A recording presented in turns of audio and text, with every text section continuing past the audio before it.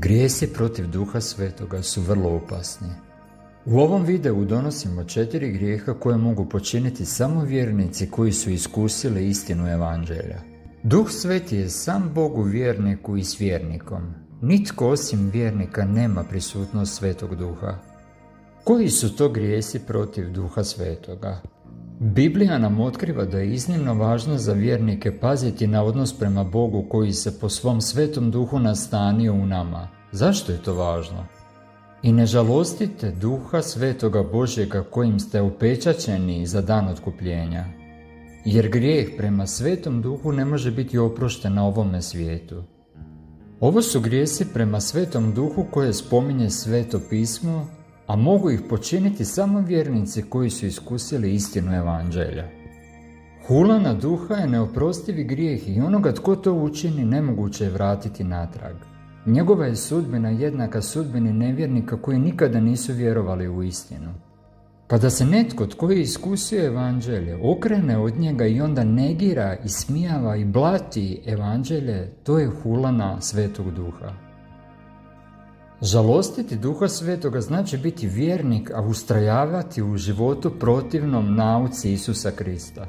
Na primjer, ustrajno biti pristran i ustrajno ne ljubiti braću i sestre, već biti sebičan, posesivan, strančariti i donositi razdore u crkvu.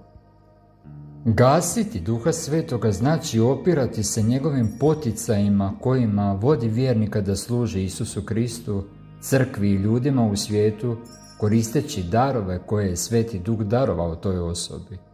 Također znači odbacivati nepatvoreno djelovanje Duha Svetog od strane drugih udova Kristovog tijela.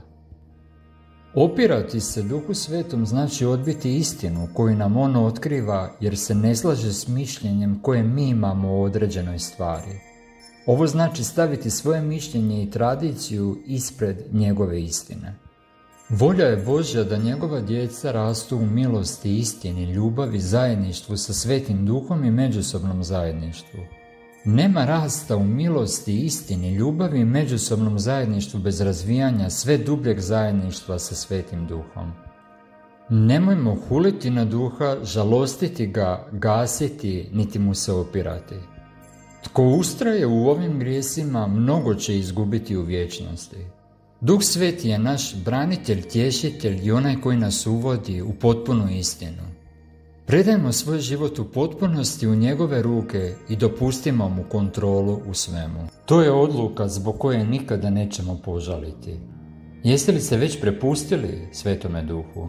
Ostavite nam komentar ispod, želimo pročitati vaše mišljenje.